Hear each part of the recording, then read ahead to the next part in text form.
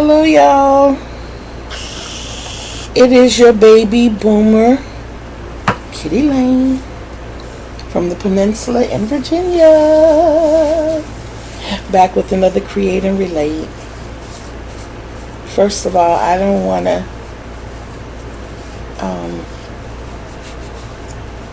let this particular... First of all, I'm not going to be here for very long. I'm not. I got a lot to do today, and I just wanted to pop in with my peeps and let y'all know that all is good in my little section of these YouTube streets. Okay, with that being said, I am going to cover a few things while I'm here. That little piece that came out very poetically. A lot of you know or remember that I am a poet.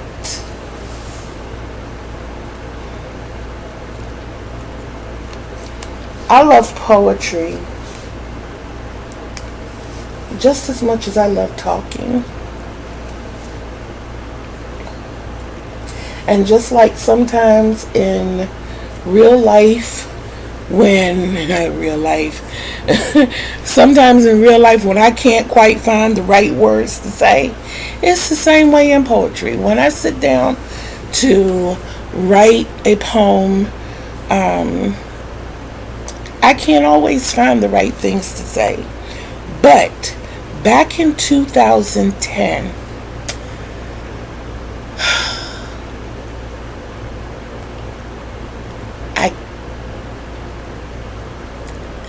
I found a part of me that I had up to that point been looking for all my life. If I'm not mistaken, at the time I was 45. I was introduced to spoken word in August of 2010, and very shortly after being introduced to it, I started writing this particular piece that I'm going to share with you. It was like putting my autobiography into a poem, and I told myself that I was going to recite that piece until I actually believed it, until I could actually live it. And it has become so much more to me. It has been a big part of my healing, because this poem helped me to find me. And I've been told by others that it has helped them to find themselves as well. Forgive me for getting emotional. But when I do this piece for you, you have to give me a couple of minutes, because I like to be of clear mind and very expressive when I do this piece. But in the meantime, I can give you a somewhat quick history of my hair journey. I'm only going to take it back. I'm going to go from 2009. I'm going to jump to 2011. In that 2-year period, I was diagnosed with something and started treatment that caused me to lose a band of hair. It went around my head and it looked like a headband. At the time I was wearing chemical relaxers in my hair because I love to pull my hair back in a ponytail. And every now and then I like to fluff it out into curls. That was when I could hold my arms up and actually, invest the time to make the hairdos happen. So when I lost that band of hair, it was somewhere around the first week of December in 2011. And my daughter, bless her heart, my youngest daughter's birthday is December 14th. So I went up to her job, Walmart, and I go into the salon, and I tell the young lady in the salon I would like my hair cut. And she said no. The mistake she made was leaving her clippers on her station. Because I picked her clippers up with the number 2 guard, and I proceeded to cut my hair. At the time, my hair was a little shorter than it is now, but it was thick, and the part of it that stayed in my head was really pretty. It was like this part of my hair, like a crown. All of that was here, but all of this around here broke off down to my new growth. And I just wanted it even. I just wanted whatever the problem was fixed. And I never have idolized hair, so getting rid of it was easy. As a matter of fact, that would mark the second time I had actually pretty much cut my hair down to nothing. The first being 1994, when I was in a really, really bad and abusive relationship. When I finally got that guy out of my house, I cut my hair then. I shaved it then. It was like riddance of everything. And my reasoning then was he used to pull me by my hair a lot. So I got rid of it. 2011, I got rid of it. And I vowed in 2011 that I was not going to put any more chemicals in my hair. Well, there's a process between this and this that's not quite so pretty. And with my hair being so naturally curly, and I couldn't get it to lay down. It was like right at ponytail point, but because it wouldn't lay down slick like I wanted it, and regardless of what I put in it, I cut it again in 2014. This time I shaved it. And I kept up with that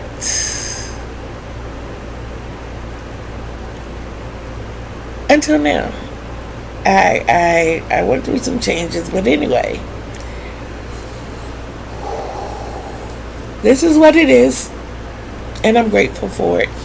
And to Mama C and all the others who have complimented my hair, thank you so much. I wish that I could invest more time in it, because there's so much more that could be done with it. I love wearing my hair out, but with it being so curly, it tangles very easily, and it's really hard to manage when it's out. I love it when it's out. I do. It's just that, like I said, it's just too much to handle. But part of the reason we're here, I want to share this poem with you. I have shared it before. And maybe there's a reason I'm sharing it this time. We'll see.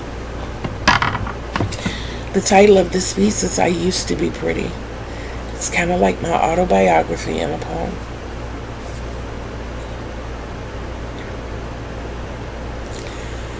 I used to be pretty. Big red-headed baby whose complexion was pigment-free, chubby from the top of my cheeks to the sole of my feet. Yeah, chubby feet designed so that the toes would always meet, and even had the nerve to be knocked in the knees. But the eyes, ooh, the set of eyes I had on me were gorgeous enough to make my mama weak in the knees. Trust me when I tell you, I used to be pretty. I used to be pretty, because every time you would see my grandfather travel, he would travel with me. I always rode shotgun. Nobody could have my seat. Only a cold Pepsi would make the trip complete.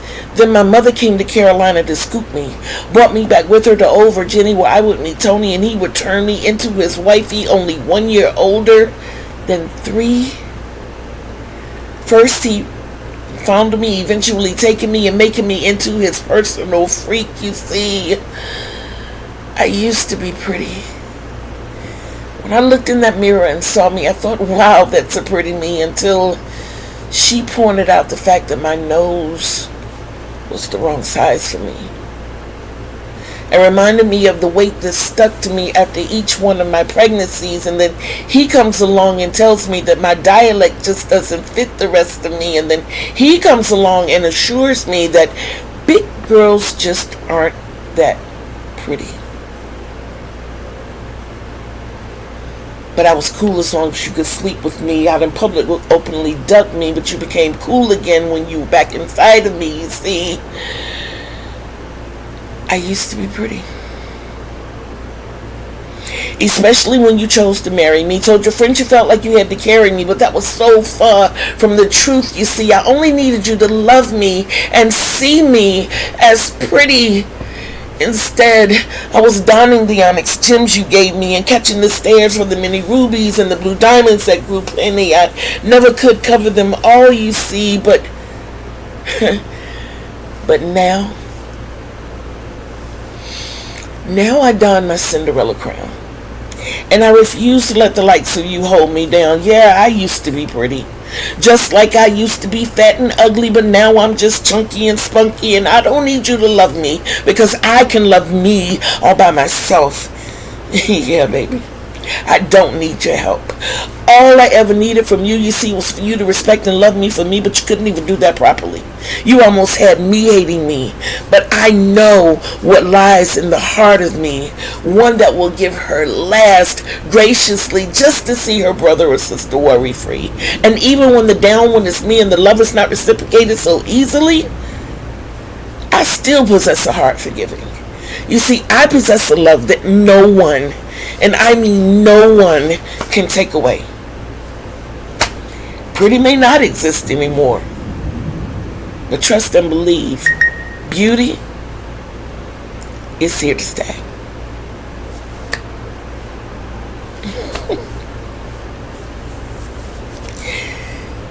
So when I wrote that piece, I was fresh out of a second marriage where this guy abused me in every way possible. Gaslighting, financial. He tried to unlife me. Physical violence. There was the whole gamut. And isolation. When I made the decision to walk away,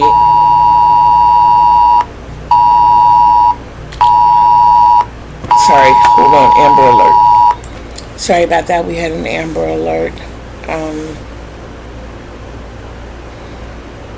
Wow.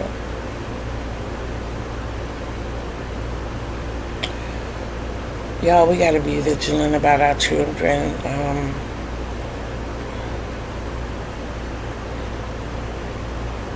We 3 children have been possibly abducted.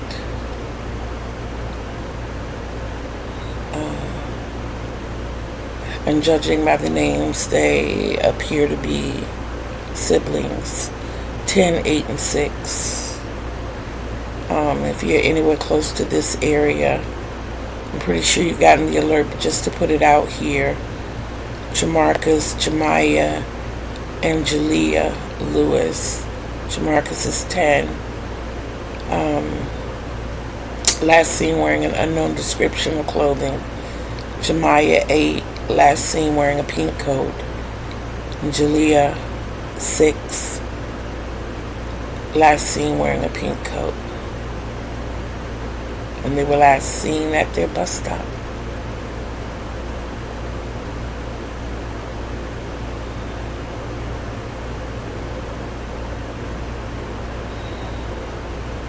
You know, lots of times we get accused of being overprotective of my grandkids. I used to get accused of being overprotective of my kids. But my kids learn self-defense, professional, or should I say proper self-defense and hood self-defense very young. And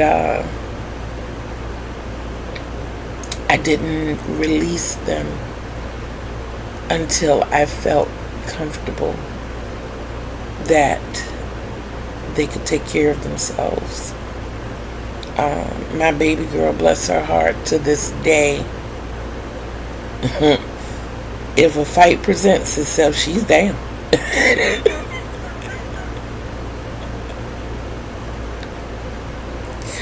And of course, she's the mother of my grandchildren, so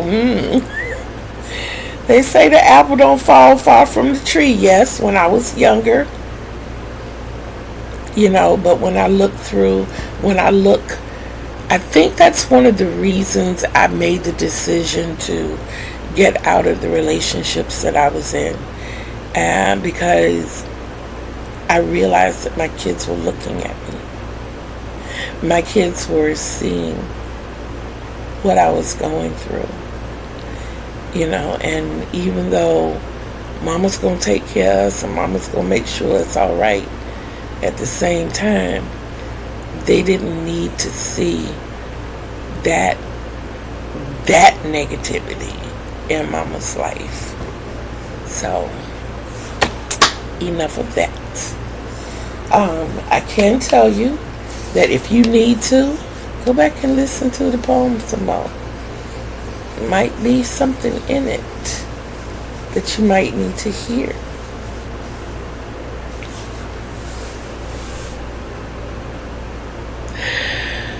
Yes, but a little more about my hair journey. And I have to tell you this part because it amazes me every single day of my life. You heard me say in the first part of the poem, big-headed baby, big red-headed baby, born complexion free. Y'all, I was a white baby with red hair.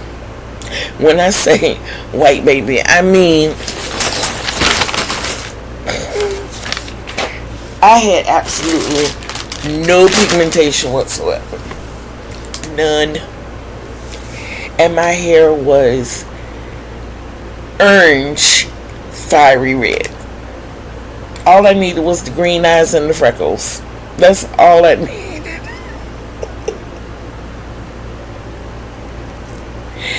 And yes, it's funny to me. It is really, really funny to me because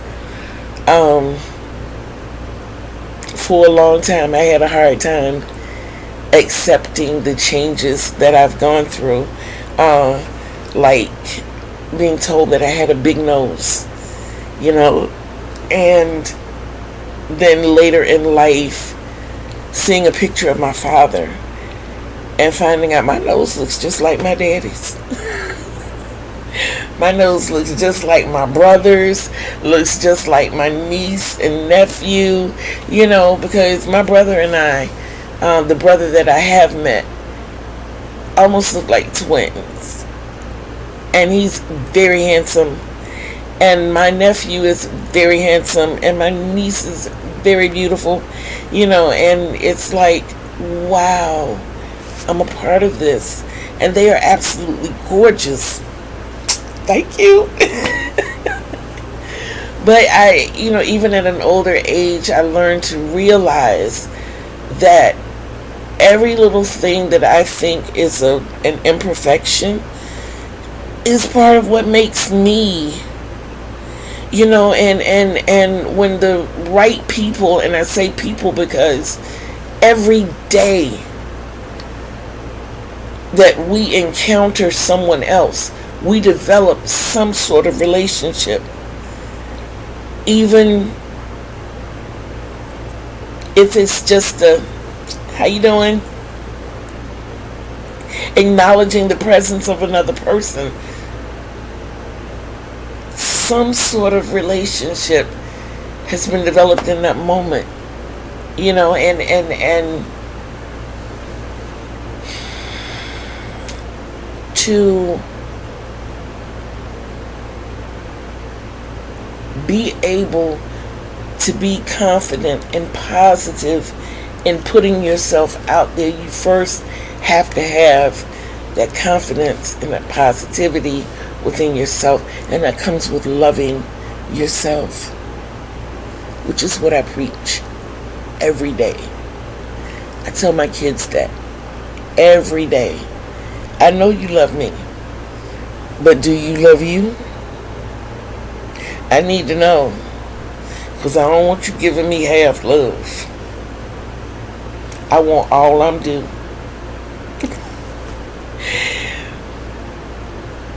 I love hard.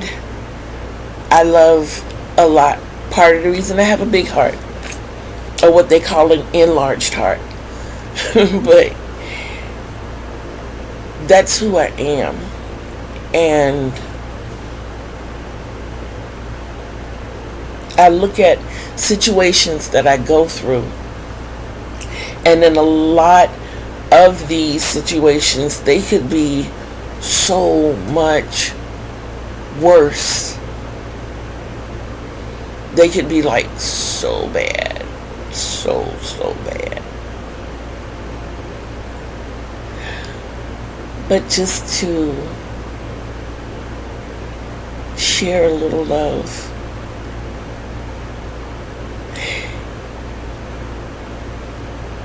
And to hear somebody say, thank you. I love you too.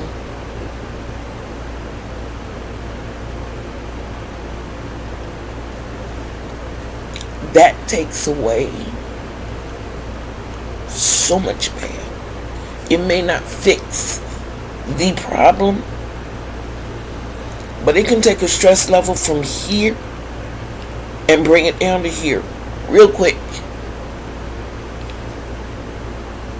And don't be fake about it. Don't be fake about it. Because eventually, that veil will have holes in it.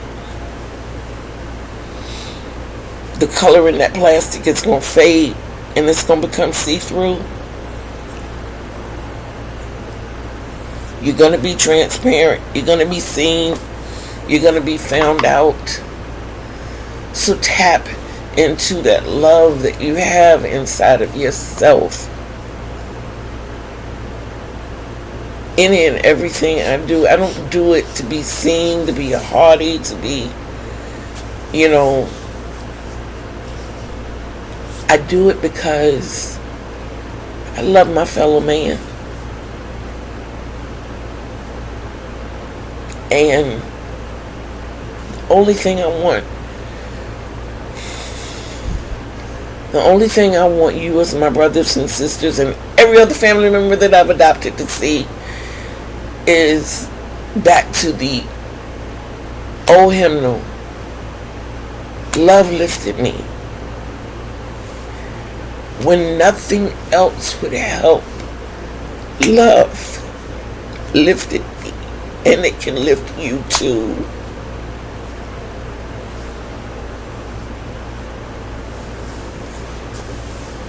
It can bring you out of some really, really, really dark places. So please, love yourself. Love yourself. Oh boy.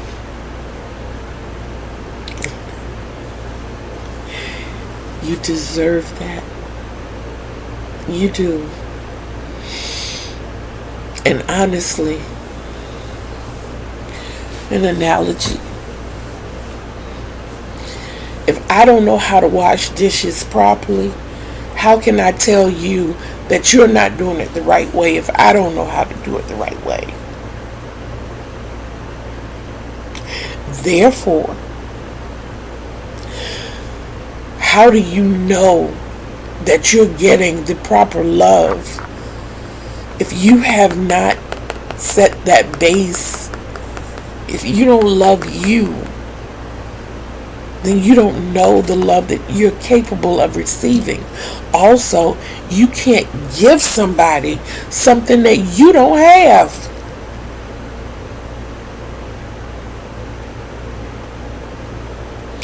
Most little girls' dreams are to grow up, find their Prince Charming, get swept off their feet, and get married. How in the daylights is that supposed to happen if you can't even love yourself?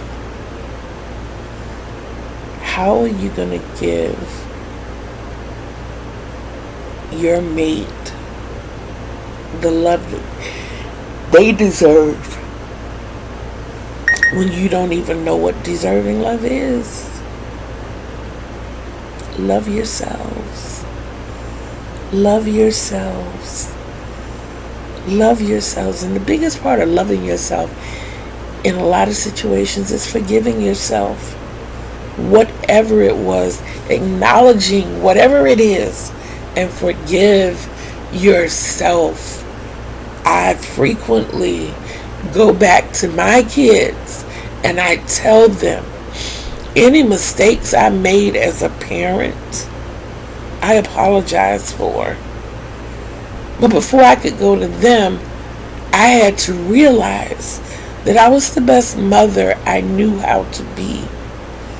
As I grow and learn, so do my skills as a parent. And I'm able to be an even better grandmother. But I had to realize that I made some mistakes. I had to face that. I had to forgive myself and give myself permission to love me and to move past that. Because I can't continue to be here for mine if I can't let go of back then. I can't change what has happened in the past. But I can be the best me that I can be now and move forward. My biological children, we have great communication. And I look at a lot of other families and I wish that on them. I want them. I so want them to be able to communicate.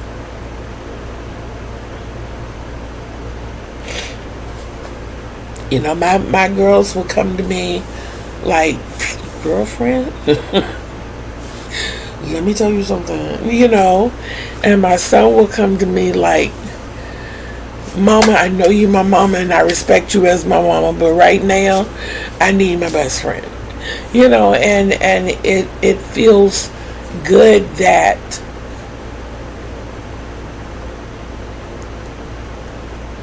they still know, love, and trust their mama.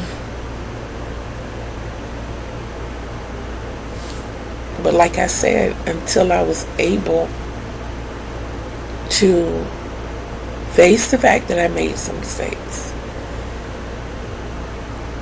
own up to it, forgive myself for it, ask them for forgiveness. Let me tell you something else about forgiveness. When you ask somebody else to forgive you, and you do it from the depths of your heart, you did your part. Anybody that wants to stand here and make you grovel, they have some issues to deal with. And I'm not saying that what you did was something that they could pass off.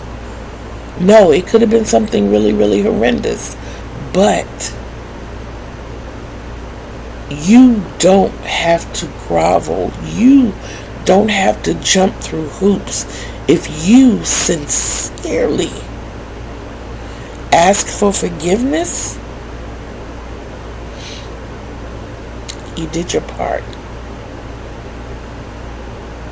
One thing I really don't like to see that I saw recently is a teenage child got distracted by something and actually accidentally hit the back of her mom's heel with the basket. And for the duration of their time in that store, that woman cussed that child up one side and down the other. And you could see the remorse all over that child's face. And she just kept saying, Mom, I'm sorry. You know, and she was like, at that point, 2 to 3 feet behind her. You know, and then it was like, you bring that basket up here.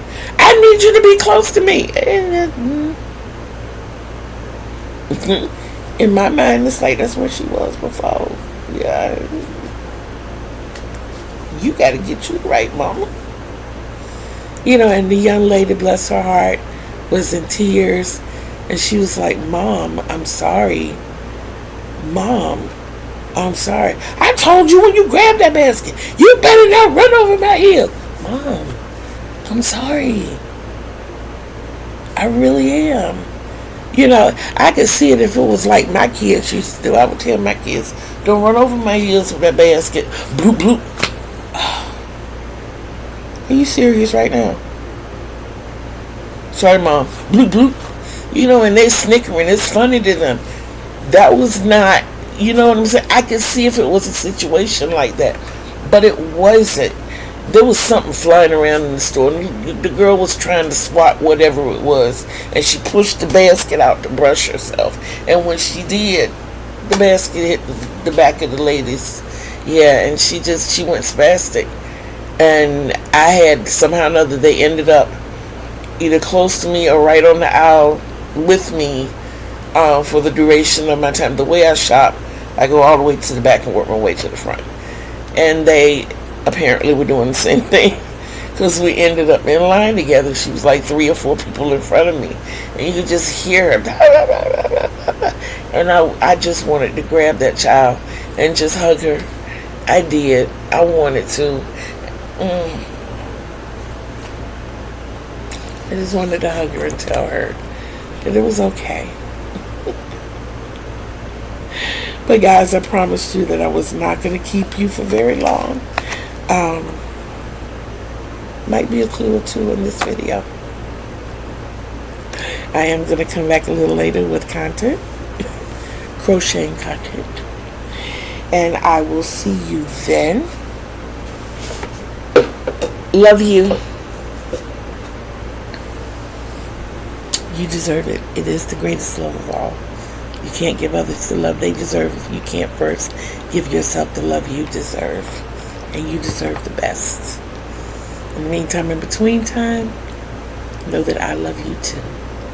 There'll be sign language and crocheting later.